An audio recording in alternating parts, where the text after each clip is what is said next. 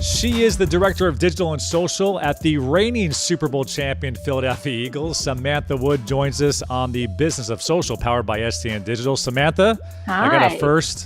How are you? I got a first very easy question for you. Yeah. Who is the best Philadelphia sports star of all time? Of all time? Oh, God. Very easy. Oh, what? Is this like a trick question? I say easy facetiously, like it's obviously a very tough question. Yeah, A lot to pick from. Honestly, it probably surprised you to say. I feel like Dr. J Yeah, that's a is good like answer.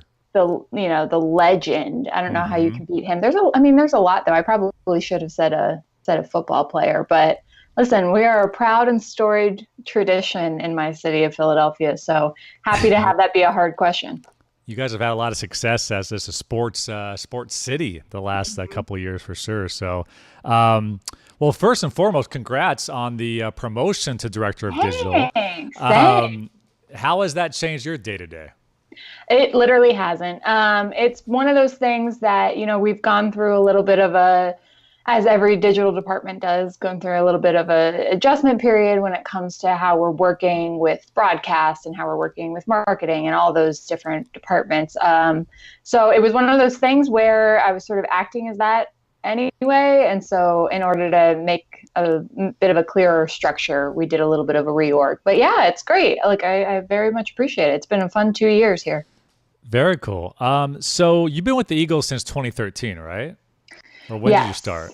It was I want to say like April or May of 2013. Yeah, I creeped your LinkedIn profile. I figured that was right. But no, 2013. I'm interested to hear from you. Like, that's a long period of time in digital. 5 years. STN, my agency, we started 5 years ago, and the difference from what we were selling back then to now is light years away from each other. So, how did that department look back in 2013 when you were there, and how does it look now?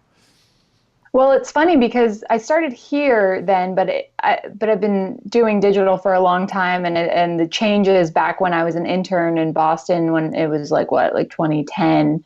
It's been a huge evolution and something that's been really interesting. But in terms of how we've changed at the Eagles, I alluded to it a little bit earlier, but part of how we were structured before was sort of we had this broadcast pillar, and then the internet came along, digital became more and more important, so this sort of tacked on a mini department next to it, and it became pretty clear that producing content for the shows that we already had in place and then sort of shoehorning them into the website or into digital was just not. It's not efficient. It's not a good experience for fans. It's not a good experience for our sponsors. It didn't really make a whole hell of a lot of sense. So, so back then it was sort of the very beginning process, and one that I think we've now come out of for better, of melding sort of our digital, we have a web developer, social people, all that sort of stuff with our really talented, I'm looking at Emmys on my editor's wall right now across the way, like really, really talented, more old school broadcast production people. So merging that and then sort of training each of us on the world that we didn't know. So training our editors on how to edit for social and training our social people on how to produce really polished, high quality content that maybe they're not as used to before. That's not the easy content to make. So that was sort of what it looked like back then. And like I said, the whole process, it's not, it wasn't a quick one. It wasn't an easy fix, but it's well worth it. It's well worth it because we're a far more efficient department now. There's I want to say 22 of us. Wow. So we're on the fatter end of NFL production or NFL content departments, but I think we produce it at a really great rate, and it works for how we're structured internally. So you guys very much, I guess, include the broadcast and the digital social and kind of all come together and work together on the different initiatives, it sounds like? Correct. So from top to bottom, anything that goes out for the most part from the Eagles. We also have a marketing department. We have a common boss, but they're a separate department. But for the most part, anything that you see from the Eagles comes across, this department. And because of that, that makes it relatively easy, not easy, it's never easy, but it makes it easier for us to use our resources wisely. So I always preach to people, like, we never shoot for one thing. If we're shooting something, it's being used in multiple places. We're a big fan of, repurposing things, bringing it back up again, because, frankly, that's how the internet works. And that's, where it used to be seen as a cost center. So it's something that is important to us to make sure that we're being as efficient as possible with the time and money that we're spending to make this happen. I wanted to allude to something you tweeted about recently, that 44% of NFL team social are ran by women now, which, again, I'm sure back in 2013 was not the case, and you've seen kind of that growth. Can you speak a little bit to that, about kind of what that means and how you've kind of seen that change over time?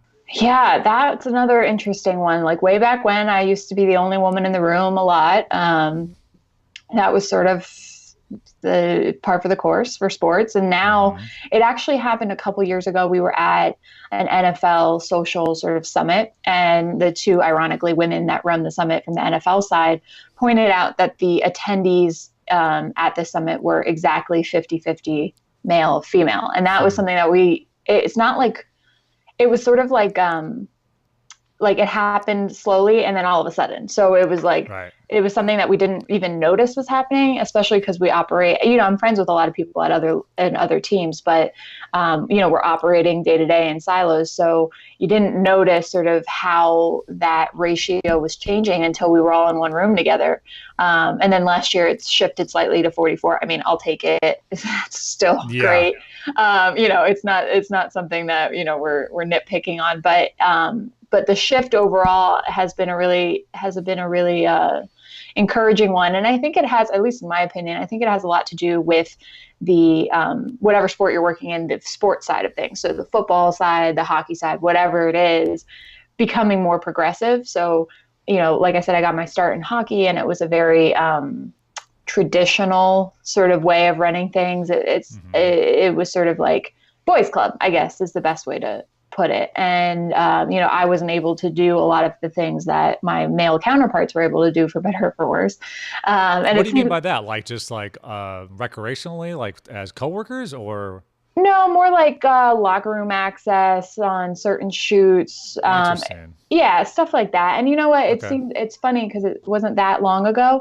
But now it's like you don't hear that because people are very aware of equal access. So it was something that started, I think, in the media side of things, obviously with all the, female sports reporters that require access to the locker room. But it's funny to see that the internal side of things was, I think, secondary. And I think it's because it's not as a public issue when it's internal employees. So, every team does it differently. I'm certainly not saying that we've solved sexism and that, everything's great, but I think it's a credit to, the GMs, the coaches, and even the players they dictate really the policy when it comes to who's allowed in, and not only physically allowed in, but, trusted and decision respected. Makers. Correct. Yeah. Respected with a sport that they've spent their entire life, growing. So that, I think, has been the biggest thing in terms of shifting that focus. And then, of course, not to be outdone, the really, really, really talented, driven women that, are not afraid to make sports their passion and to make it a career and to pick what I think is one of the most competitive industries that you could pick to work in. So it's, we all have our challenges, but I think that is what's contributing to sort of the more parity that we see now. And I think creatively it makes a ton of sense because I don't think it has a lot to do with like gender, but I think creatively people are more open to different perspectives. And so the fact that has sort of led the way in making the ratio more equal makes a lot of sense to me. Well, it seems kind of simplified or dumbed down, but if you have female Eagle fans, you need females, to be able to speak to them the right way, right? So it's just very simple when you look at it, but it helps tremendously. Yeah, and that's one of those things that I harp on. Way back when it used to be, okay, we have to reach more female fans. Every team has had this conversation, right?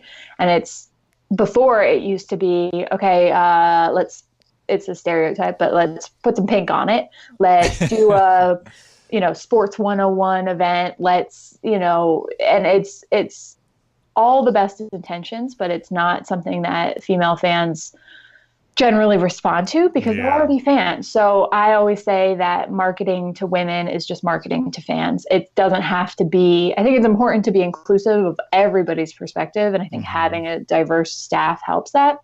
But I don't think it has to be like, here's our female centric campaign, because if you're making good content, men, women, young, old, whatever, can all appreciate that content. And diversifying it so that there is something for everyone. But yeah, having women and having people of different backgrounds definitely helps that for sure. Of course. Yeah. All right, so I'll ask you to take me through the Super Bowl season.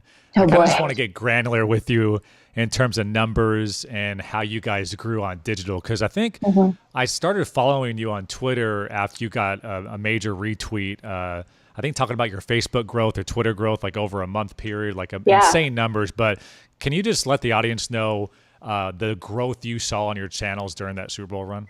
Yeah, it was, I'm not sure offhand, I'd have to pull up the tweet, the exact number, but it was definitely through the roof. I mean, no doubt about it. I think the interesting part about the Super Bowl season was, we harp on the underdog thing, but like it was true way back when, even when we started the season, nobody internally, I think maybe except for Doug Peterson, realized that that's where we were headed. And so the growth factor that we saw over this last off season, or the previous off season, and then the beginning of the season was really, really promising. And it had a lot to do with what was going on in the field, but we still weren't in that Super Bowl zone yet. And then Carson Wentz get hurts, and I think people are like, okay, it's over. But then, wait a second, we still have a chance. That was an interesting thing too. So yeah, our strategy ended up being like, okay, well, let's ride this one out. Let's see how much we can go. We never know. Just like with anything, you don't know what tomorrow is going to hold. You don't know if there is going to be a tomorrow. So we went with the more is more strategy. We were producing more content than we had ever produced before. We were posting more content than we had ever posted before. We took a look at our international strategy, took advantage of the larger stage that we had. And because of that work that had been done throughout the entire season, when we finally made it to the Super Bowl, it was like, okay, great. We didn't have to like turn it up to 10. We were already at 10. So we were ready to really capitalize on a bigger stage.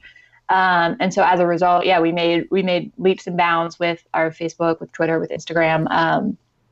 And that was, especially with Facebook, that was something that was a real win for us because most teams lost fans on Facebook last season. So to continue that growth and be, the fastest growing accounts in the league was huge. And now it becomes sort of like after the fact, looking back on it, like how do we quantify what we were responsible for and what the team was responsible for, right? Like we can't just pat ourselves on the back on being number one if all those numbers came from the Super Bowl. So we've taken a close look at the dates, at the games, at the wins, losses, and tried to control for all those different variables. And all in all, it was a success all around. So it's a good problem to have for sure. But now how do we continue to outdo ourselves, basically? I won't name names, but there's a few people in our industry that would say, well, you won the Super Bowl, so of course you were going to get those 100,000 fans. And obviously that's just simply not the case. If you're at the right place at the right time with the right strategy and the right content, that's when you really hit that jackpot of, oh my God, we grew 500,000 fans type deal, rather than if you just sat back, sure, you would grow some fans. But it's really hard to have that ROI of what would have happened if you did nothing. And then what did we do and kind of what the numbers were? So how do you, I guess, kind of quantify that? So you're right. I mean, I don't want to say it's a fool's errand because I think it's a worthy exercise, but I don't know that there's ever going to be a true answer for that. How we've done it internally is taken a really hard look, cross-referenced our schedule with, the peaks and valleys in our growth over the last season. And we sort of, I forget what date we put it at, but somewhere like before the Carson game, it was somewhere in like November, I think we were comparing year over year because that was prior to, we were still doing very well in the season, but our record was pretty similar to the previous season. So it was like one game off. So we were able to sort of see, it's never going to be truly apples to apples, but see more of an apples to apples comparison because of our strategy shift. And we made a very conscious decision to change our strategy and to do what we felt was best rather than what people were suggesting to us. And we saw that year over year. I mean, the numbers speak for themselves on that. We, of course, then look at the Super Bowl numbers and we congratulate ourselves. But honestly, we don't get too bogged down in trying to figure out how much was the Super Bowl, how much was us, because you're never going to get to it. I think this successfully being able to see that our strategy did make an impact and did prime the pump for the continued success that we had in the Super Bowl. And that's really all we can ask for. The big thing, at least, I don't know who told me this once. It must have been a boss at some point. But when you're winning, you maximize the opportunity. Yes. When you're losing, you maintain. That's it. That's really all we can ask for ourselves. And so I think we successfully did that this past season. Or, you'll see some teams that aren't doing too well on the field, but they'll focus on schedule release and Halloween and these different tentpole events that's when they can go all in. But like you said, we know we're going to be 2-14, so we'll probably kind of hush up on a random week 12 and maybe put more resources into the areas that you can control type deal. Yeah, and there's a lot of teams that are doing a fantastic job about that. And it's one of those things that I don't want to say that the Super Bowl was easy, but winning masks a lot of errors. And losing really shines the light on all of them. So teams like the Browns, Allie Raymond at the Browns is just killing it. I think she's great. And even teams outside the NFL, I think the Sixers way back when, before the process, or when the process began, I think they did a fantastic job. I think Alessandra was on the keys back then. So Yep. Sandra and Max Rappaport killing it, and then Kurt took over. He's been there for a while now. Good dude. Absolutely, and I think those are the teams. We had Allie from the Browns speak at the last NFL Summit because we expressed to the league that's what we find helpful. Everybody's perspective is helpful, but to see how you handle a losing season and still continue that engagement, that's when you're really separating. I feel like if you go 0-16 and you're net positive, at least with one follower year over year, you've probably done your job. Right. Right. So that's impressive on itself. What numbers do you look at internally? Obviously a lot of people always look at the Patriots. They always have the most likes and retweets because they have the most fan base. Same with the Yankees or the Lakers and other sports.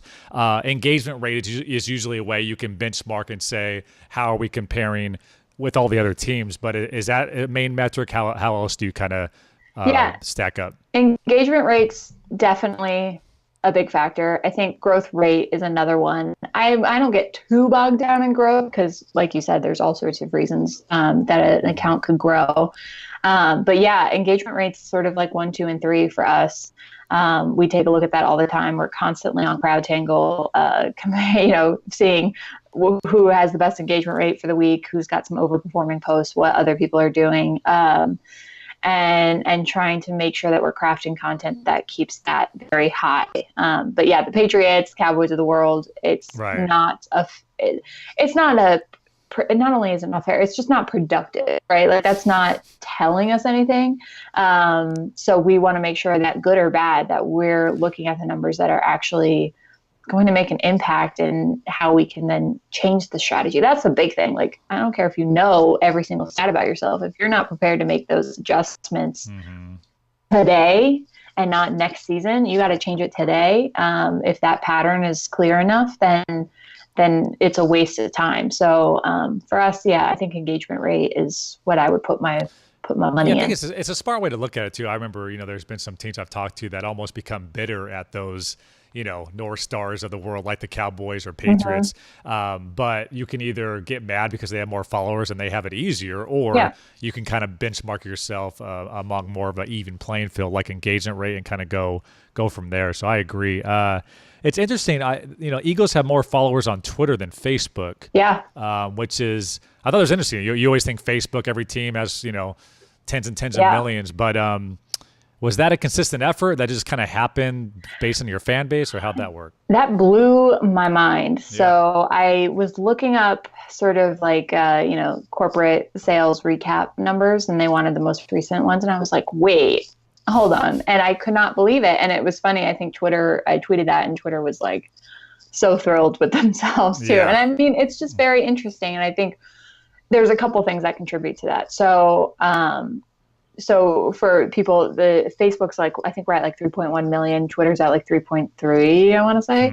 And I think the biggest contributing factor for that is just the makeup of our fan base. So we are the rumors are true. We're a very, very avid, very passionate fan base. There's not a ton, I mean, maybe that's changed since the Super Bowl, but I think by and large, there's not a ton of bandwagon Eagles fans. Like the entire city of Philadelphia, like you see Eagles tattoos, dogs named Carson, the whole nine. So Yeah. I think because of that, Twitter really lends itself to that type of content, to that type of fan base, and to the type of fan that really wants to see that sort of every single ins and outs, every single update from across the league. So we've sort of taken advantage of that, and we put equal resources, honestly, behind all the platforms, because we realize that there are different audiences in all these places. So I don't think it makes sense to completely say we're putting all their eggs in one basket. But the Twitter growth is one that happened over the past, I think we were like 15 weeks in a row this past 2 off seasons ago, the fastest growing Twitter account in the league. And Wow. it was prior to all the, it was like we like had it top board, like to keep the tab. We couldn't believe it was still happening. And even other teams were like, what are you doing? And I thought, well, I was like, are these bots? Like, what, like I made the league look into it, because I was worried that we were just getting a bunch of fake followers, and we weren't. And I think it's because of that, the makeup of the fan base. And then on the flip side, Facebook, I mean, obviously that went through a whole different adjustment period over the last couple years. So I think the growth factor as a platform as a whole is just not there. And then, of course, with the NFL and the different controversies that have surrounded it, Facebook, I think, feels that weight a little more. While we did grow over the last season, I think it just has to do with the demographics of the fan base. That's what I suspect anyway. So when you found that number out, and I guess going back then and even now, I guess are there certain platforms like a Twitter, Instagram that you put more time or effort or original content on more than a Facebook, because of you've kind of figured out where your fan base gravitates to? Like where do you rank those with the Eagles specifically in terms of priority? Yeah, I mean, it's one of those things, because I feel like you paint yourself in a corner a little bit when you're like, okay, we care. I know this is a hyperbole, but like we care about Twitter, we don't care about Facebook. Like that's not really, you have to care about Facebook. Right. That's important. Yeah. Like over 3 million fans, like. And the tools that Facebook offers, especially when it comes to international, are bar none. Like we still rely on those. So for us, I'd be hesitant to say that we're changing sort of the priority structure and the content. I think, like I talked about before, producing content that works on multiple platforms. So we're creating different versions of the same piece of content, literally every single time, most of the time we post. Vertical for IGTV and then 16:9 for Twitter type deal. We haven't touched IGTV yet. I am not a believer on IGTV. Oh, wow, that's interesting. I was going to ask you about that. Yeah, I'm watching, but you're waiting.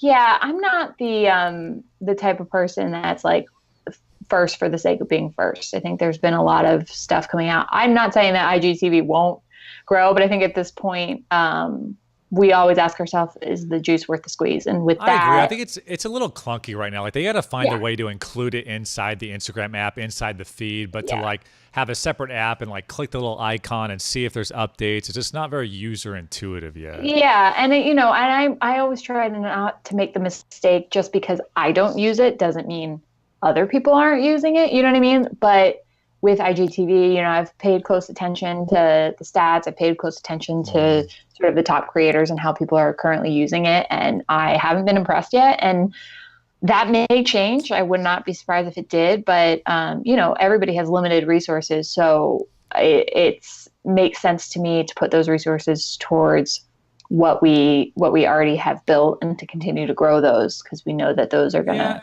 And I think what excites people is like the algorithm changes are so frustrating, especially with the Facebook type deal, that if a new thing comes out and that platform is going to put everything towards it. And in terms of organic reach, I think people are always trying to find those pockets of organic reach as much as possible type deal. So. And listen, if people have like a, treasure trove of vertical content that they're sitting on, do it. Like, why not? Right. But like, this would be a whole, I mean, we do cut vertical, we shoot vertical for certain things. We cut square more often than not. So, if it works for people, I think great. But for us, it's just not something that I don't foresee us doing in the near future. But that, like I said, can always change. But yeah, when it comes to platforms in general, I don't think, I mean, we all have our favorites, but I think it comes down to taking a piece of content and then challenging yourself to how it can be translated for each platform. I'm not a subscriber of like, oh, it has to be just for Instagram and then it can't go anywhere else. I think that's not a realistic way to run, an efficient production workflow. And so I think if it can work on Instagram, it doesn't mean just take the same thing and throw it somewhere else and hope for the best, but how can we then change it and be more efficient with the resources that we do have is the big thing for me. So it's not about, we don't put all of our eggs in one basket. Personally, I think my favorite is Instagram, just because it's fun to curate that. And I think we have a great photographer that, really stands out. But ultimately, I try not to play favorites because that's when you get yourself in a trap and assume that everybody behaves on the internet just like you do. Yeah, that's a good point. Yeah. All right, but I'll ask it one more different way. Let's say Corey Clement and Carson Wentz have some funny dance they do after practice. You're getting on a plane. You're about to lose service. You only have time to post it on one platform. Where are you posting that video? That's a great question. I know the answer.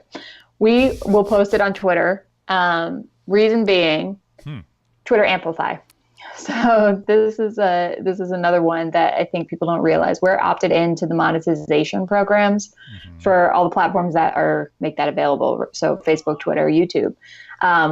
We've had huge success, especially on Twitter, generating incremental revenue that we just did not have before and that nobody thought that social could generate. Is a 15-second ad going to roll before my 15-second dance payoff? Probably. Oh, you're killing me as an Eagle fan. Probably. But it's one of those things that I think then that tweet can then be embedded into an article later by our editorial staff. No, I got it. It's one of those things that we tread lightly. We try to make sure that we're not spamming too much. But I think when it comes to juice being worth the squeeze, it is, because we're able to justify our existence as a team that does not sell tickets. I mean, we do sell tickets, but we don't have any to sell. So it's hard for us to prove why we're here. And that is a great way to do it. So you gotta give a little, get a little, you know what I mean? So ultimately fan experience is always going to be the number one top priority, but we got to make sure we still exist to give those fans that great experience. Hey, we grew up watching, Seinfeld, Fresh Prince of Bel-Air, 18 minutes of content, 12 minutes of commercials. So I mean, people can chill out on a couple seconds of pre-roll. Right, we pay close attention to the engagement stats on that and to the feedback on that. And I've definitely turned off monetization in the past for shorter videos or when we get negative feedback regarding that, because however much that video is going to generate, it might not be worth people being mad about it. But it's a give and take. So it's constantly changing, but it makes me very optimistic for what we're going to be able to do as a revenue generator for the team, which is something that in my 10 years of doing this wasn't really a possibility before, not directly anyway. That's actually a good segue to my next question. In terms of monetizing your social feeds, maybe not so much Amplify is one thing, but kind of your systematic content that you guys are posting weekly. How successful have you guys been to be able to kind of say, here's our digital inventory, here's what's available for the 2018 season, and here's kind of the price point we're putting on these different franchises? Yeah, pretty successful, I'd say. We all work very closely with the corporate sales department. I mean, all of us. It's not just like me sitting in meetings and then telling the creative staff what to do. It's working together to achieve whatever goals the client has. And so that has made a world of difference when it comes to our, sponsorship strategy, because it's that shift. Back when I started, it was sort of like put a logo on things, right? And that was the old way of doing it. And much of the reason for that was because of how we were structuring our content with broadcast shows and all that sort of stuff. It made sense.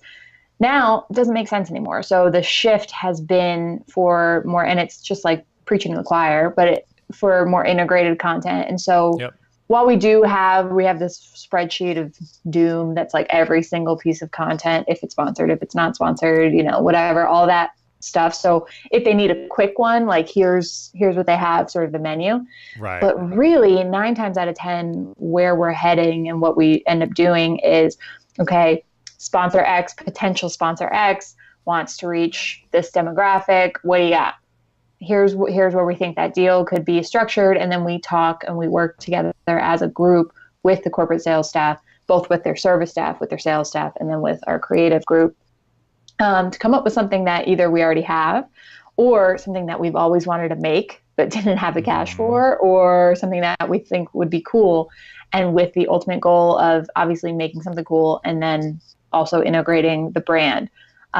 Easier said than done sometimes. The Gatorades of the world are, the easiest way to do that, but it gets a little harder when you have, companies that aren't related to football in any way. But I think where there's a will, there's a way. And I think we've been pretty successful, especially in recent years, of actually making cool content that works on both functions. It's not like, here's the cool stuff, here's the sponsored stuff. Like, we can do this together, and it does not have to be, we don't have to, forego one for the other. So, and that's honestly, it's credit to our corporate staff. Nothing gets sold without us verbally talking about it, approving it, being on board with it. So we're not in the tough spot of being like, oh crap, we sold this. Now we have to make something that we wouldn't have normally made. Well, it seems like you guys have figured something out there, because I know with corporate sales, they've been so used to selling in arena and billboards and, just the old scale sales approach. And, they don't necessarily know how to speak the social lingo or know what the difference from a vertical motion graphic to a static Twitter graphic is. So it sounds like you guys have kind of been able to blend those two pretty well. Yeah. And I mean, listen, the staff's great, but yeah, you're right. I mean, they're sales staff. They're not digital staff, but I think there's a humility that, like, I don't know everything about corporate sales and they don't know everything about digital. So we have really, really honest conversations. And in previous positions, I will say that relationship was never like that with corporate. I've heard that's an industry-wide problem, I think. Yeah, absolutely. Sure. Right. Yeah. Like it's just there's a baby here. There's just that sort of diametrically opposed a little bit, but it doesn't have to be. So I think creating that relationship and being just honest with each other. Like, I will tell a sales guy, hey, that's a bad idea. Yeah. But here's a good one, right? Like, or here's something else to think. It's always a no, but we never just say, no, we're not going to do that, because we realize that we all have the same goal, right? So, and corporate has done a great job of, making sure that their goal is also making cool stuff, not just checking the box and hoping the check clears, right? So everybody from the top down has the buy-in is there, which is the number one thing. And it takes a little bit more time, but ultimately, in the end, I think it saves us time, because we're not fighting about make goods and, whatever. So, and I think we realize, like, we want to make cool stuff, but we're also not, like, we've all sold our soul a little bit, right? Yeah, of course. We're all sellouts. So I think let's just be honest about how we're doing it, and let's make the best of it. And I think it doesn't have to be the, like, battle relationship that it is at a lot of organizations. Totally agree. So I wanted to move on to, I guess, just the player side of things. I talked to Josh Tucker over at the NFL with the NFL Player Initiative, and thought that was super interesting how they're rolling that out. But obviously, I think the NBA's done a tremendous job of just propping up their athletes like the LeBrons Yeah. and James Hardens. And I think because those guys are ultimately social and they're kind of out there in front of you, football's always had the issue, of course, they're wearing helmets. It's a little harder to get in. With the Eagles specifically, how much success have you had to kind of peel back that curtain for fans and show the personality and kind of make these guys their own personalities?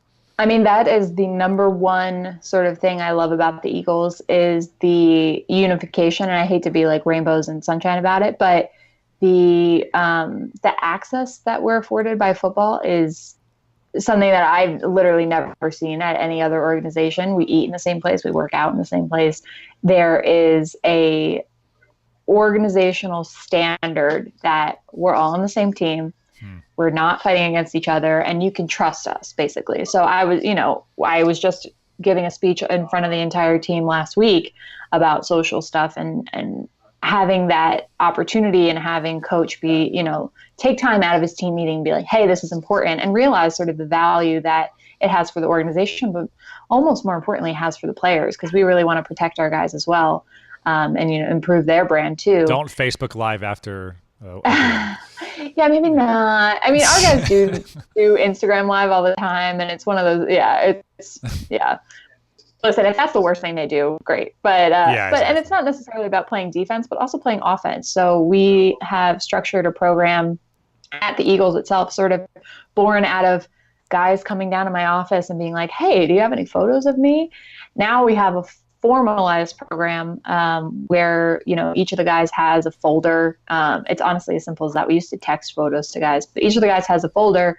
Our tagged photos drop automatically in there. They can go in at any time, download, use them as ever, however they please. And is that through like a Greenfly, or is it just like a so we just use Photo Shelter. We've found that there's a lot of programs out there for actually creating posts for the players. And I think for some organizations, it makes sense. For us, I'm not interested in trying to think about how onboard them onto a new platform. Yeah, well, onboard, but more importantly, how I don't want to put words in Rodney McLeod's mouth or try to think about how Carson Wentz would form a tweet or whatever. Mm-hmm. I think it's got to be authentic to them. And I think they're all fully capable of doing it. They're at an age where they understand how to use social platforms. So as long as I think we just want to give them the raw material. So, and that's typically photos, but we'll often give them, if we cut a cool video of them and they want it, we'll give it to them.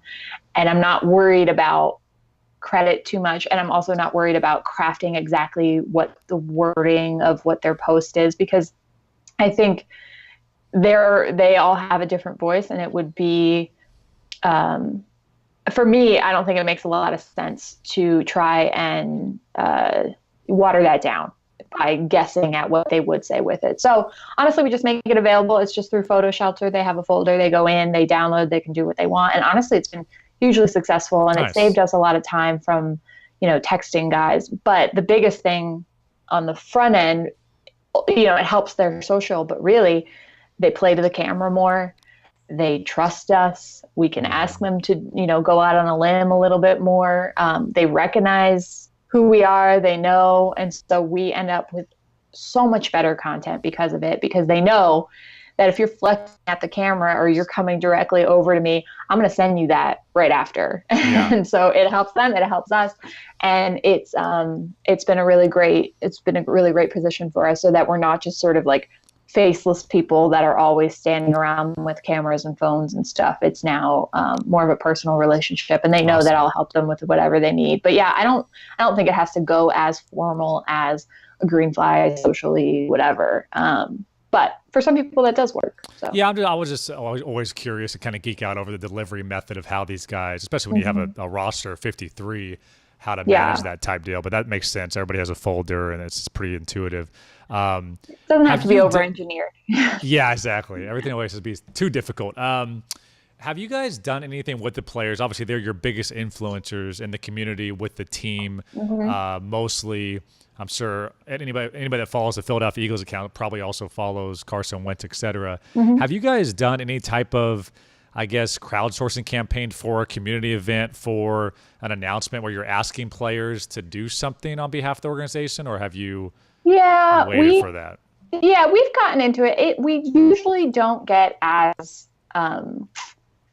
literal as being like, hey, post this, or like, please post this, or whatever. Yes. Normally what we do is sort of like you get more flies with honey sort of situation. So it'll be like, hey, we put out this really cool hype video. Here's the video if you want it.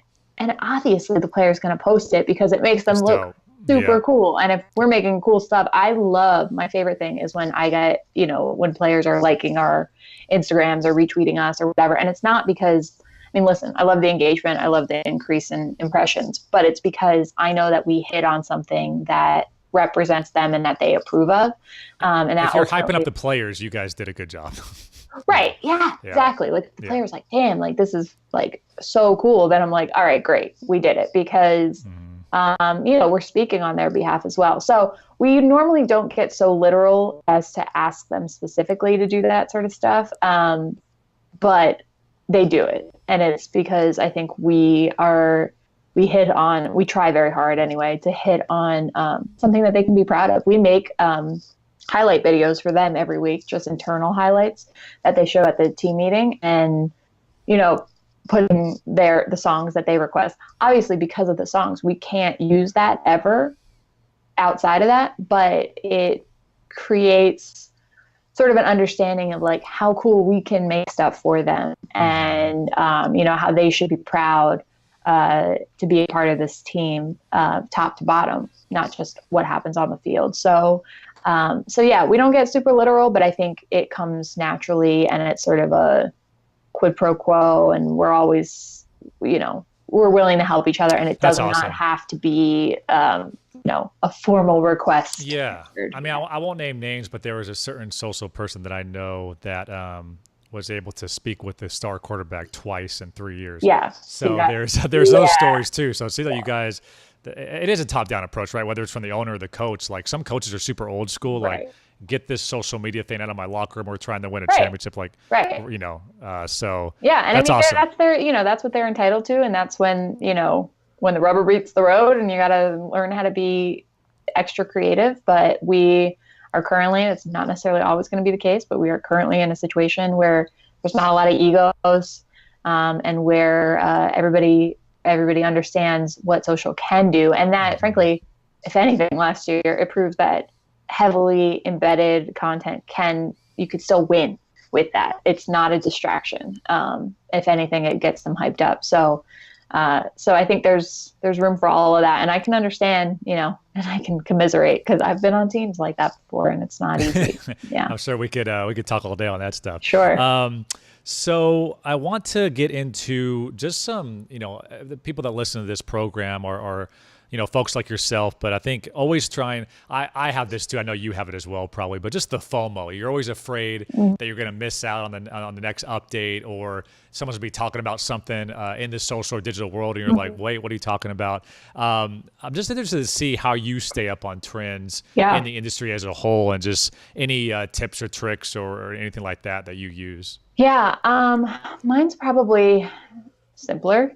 And that is a lot of group chats with my counterparts in this league and other ones. And honestly, listen, obviously I'm always on Twitter. I'm always, reading up on what's the latest and greatest thing. I want to make sure that when somebody stops me in the office and says, hey, have you heard about blah, blah, blah? I'm not like, what? So obviously that's huge. But for me, the single most valuable thing is being able to text, our little group, or I have like a couple different ones, but like text the group and be like, hey, have you guys ever heard of this? What's the deal? What's going on here? Because the fact of the matter is, the only place that I'm competing with the Patriots, the Bears, wherever, is on the field. So we're not competing for the same fans. While we're being ranked against each other engagement wise and all that sort of stuff, we use that as benchmarks, not necessarily because we want to kick everybody's ass. It's just benchmarking to see where we're at. So there is a camaraderie that comes with being in the social space, and there's a realization, at least in our little group, that it's not like we have to keep secrets and make sure that we know whatever. Like, there's room for all of us. So I think being able to have an honest conversation with my counterparts and be like, have you talked to this person about this? How'd you guys make that? What's going on? Did it work? What are the numbers? Whatever is huge, because then you have the knowledge base of however many different markets, however many different organizations at your fingertips. And that is more valuable to me than any sort of blog post or whatever. There's a lot of people that will post about social, especially social in sports, and not really have that perspective. It's more for outsiders and for insiders. And so it's one of those things that you have to be careful whose opinion you're taking. And I trust the opinion of the people that are doing the job that I'm doing, because they realize sort of the context that comes with that. So it's kind of a cop-out answer, but it's true. No, it's good. Yeah. Well, I know it's a Friday, so we're going to get you out of here pretty quickly, but I want to do some rapid fire with you. Sure. Some quick questions. So my first one for you is, what does the future of social media look like? That's a loaded question, I know. But as we look ahead 2, 3, 4 years down the road, what do you think are the things as digital folks that we're going to be focusing on more that maybe is not at the forefront just yet?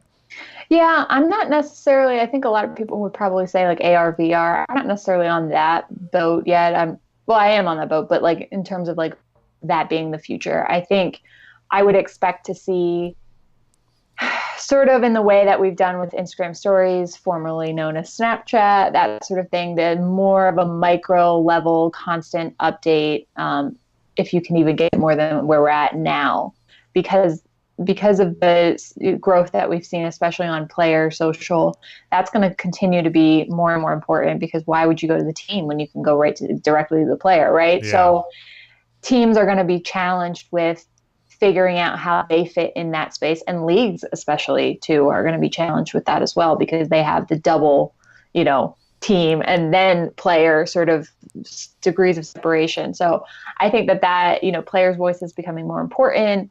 Real-time updates becoming more and more important, and a less polished content becoming important, because it just goes away so fast that it's not going to be realistic for everything to be super polished. And then video, obviously, I'll put my money on video all day, every day.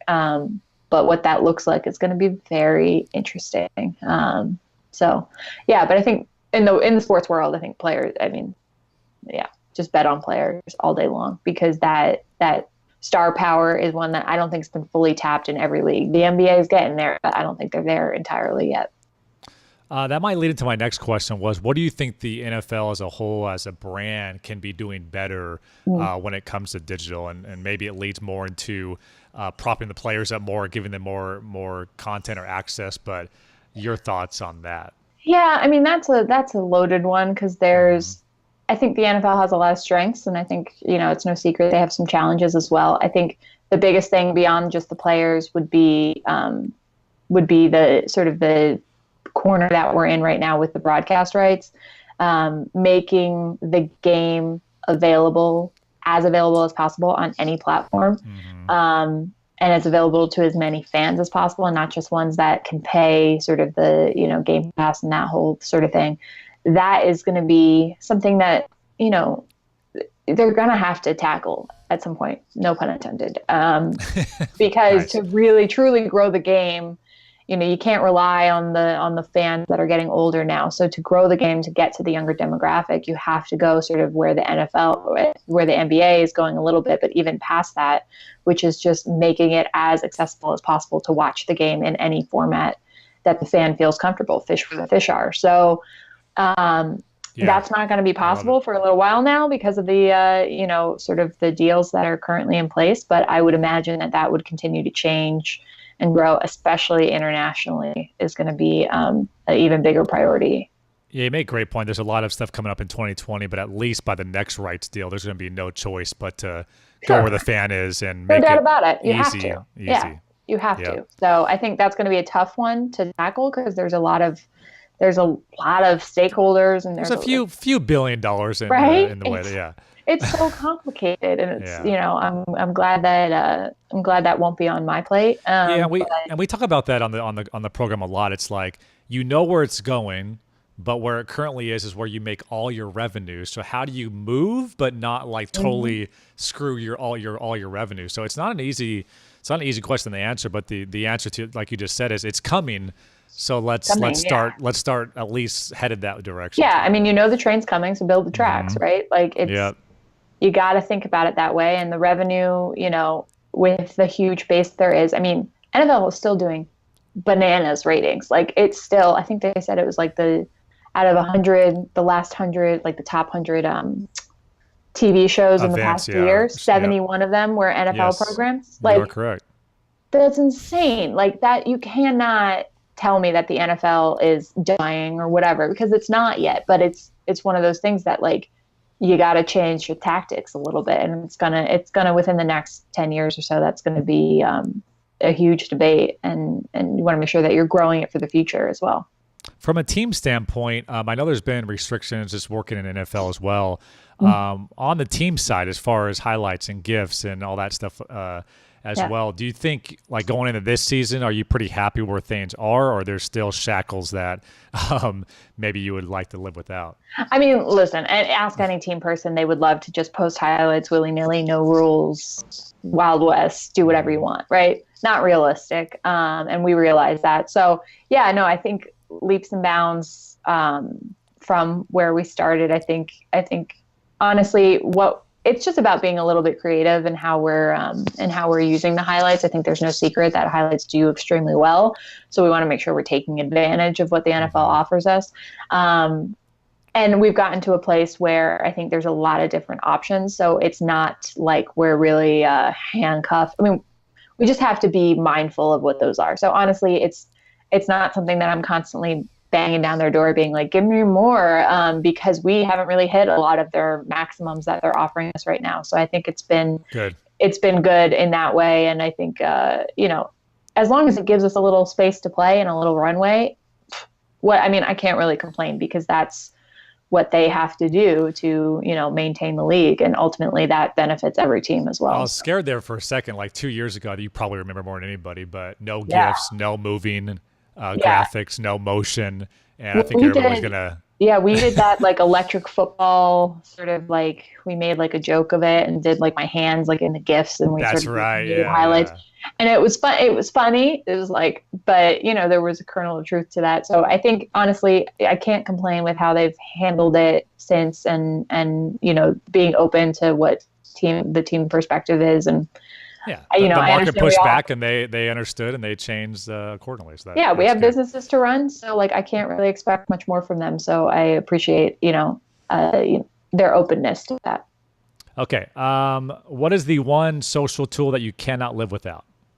TweetDeck forever. I love TweetDeck so much. People sleep on TweetDeck, but it's a very critical tool. Oh my God, I've been using that since day one. People think that you need like fancy social publishing stuff, and listen, if it works for you, great.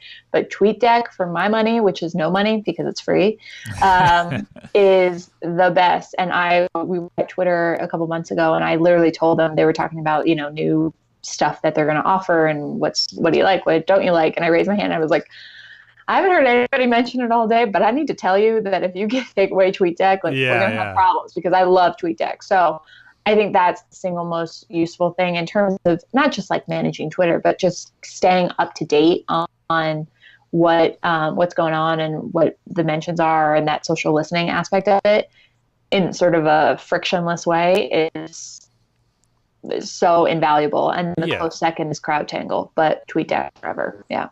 Love it. Boston or Philly? Philly. I'm from Philly. I went to school in Boston. I love Boston. Oh, okay. Philly. Well, I know you went to work for the Bruins a little bit, so I figured. Yeah. No, I mean, listen, I got my Stanley Cup ring, came back to Philly. That was it. You're a true champion. I like it. All right. Favorite athlete ever? Oh, God. Favorite athlete ever? John Dornbos. Love him. Our long snapper, John Dornbos. I was going to say, who? Yeah, so he was our long snapper a couple years ago. Well, for years he was here. He got traded to the Saints, ultimately found out he had a heart condition, so he doesn't play football anymore. But he is the most talented magician I have ever seen. So now he's like on tour. He's just like a delightful human. so great to work with. God's gift to content. Gotcha. And he's just like how athletes. He's like, you can look at him and see like he's got a life after football, and he always treated everybody with a lot of respect and sort of he got it. So every time he comes in, big hug. Love John Dornbus. He's my favorite. I feel like I'm going to say about you, like, Samantha gets it. And then you just know what that means. I'll take it. Listen. All right. So I kind of already asked you, but I usually ask favorite social platform right now. Oh, Instagram. Yeah. I like Instagram a lot. I think it's just fun. It's my favorite on my personal side of things. It's probably the one that I open when I like wake up in the morning. But yeah, I love Instagram, but they're all my kids. So I have to make sure that I want to make sure that I'm always active on them, even if I'm not posting myself, but always on it, because that's how I really see what the fans are doing. I mean, how are you going to manage Facebook if you don't have a Facebook account? So exactly. Yeah. Favorite comedy movie of all time? Oh my God. I ask this question to everybody, and this tells me a lot about the human. So be careful here. Oh my God, that's so difficult. Comedy movie of all time. Really love Caddyshack. That's a great answer. Good one. Yeah. I'll watch anything. My favorite movie of all time is That Thing You Do, but I don't know if that counts as a comedy. That's more of like a dramedy. I should ask you what your favorite sports movie of all time is, since Bull Durham. Yeah. Yeah. I'm remember the Titans type of guy, but the Titans great, but Bull Durham is better. Great movie. Sorry. Favorite news source? The Onion these days.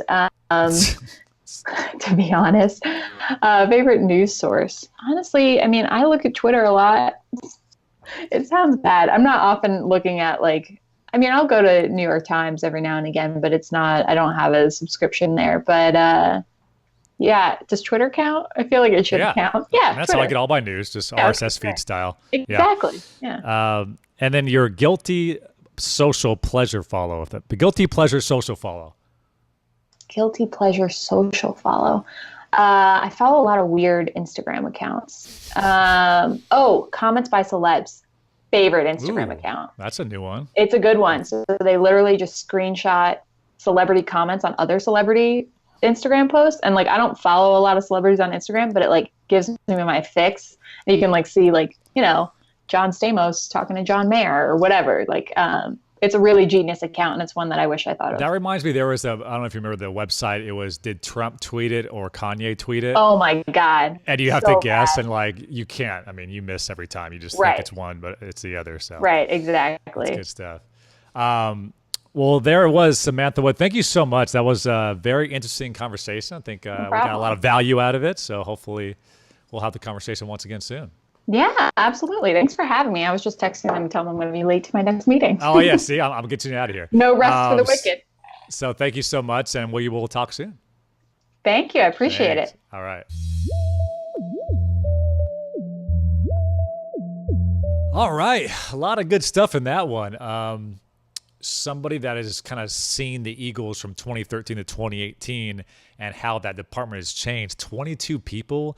Access to that many people to create amazing social content is really unheard of right now in the sports industry. So that's amazing. Also, the fact that the head coach is allowing her to speak in front of the players and they work out in the same area.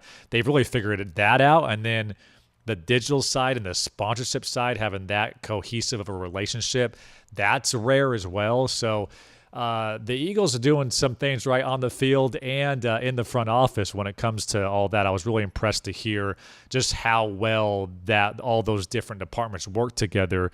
That really helps, I think, reach their digital goals when everybody's kind of pulling along the same rope. So that was interesting. Even some cool tips, I think, on a TweetDeck. I'm a big fan of TweetDeck as well. And just to see their growth so far. Overall, really a valuable conversation, and really appreciated Samantha Wood. Excited to continue these conversations and kind of geek out as we always do over all this digital goodness. All right, so there it is.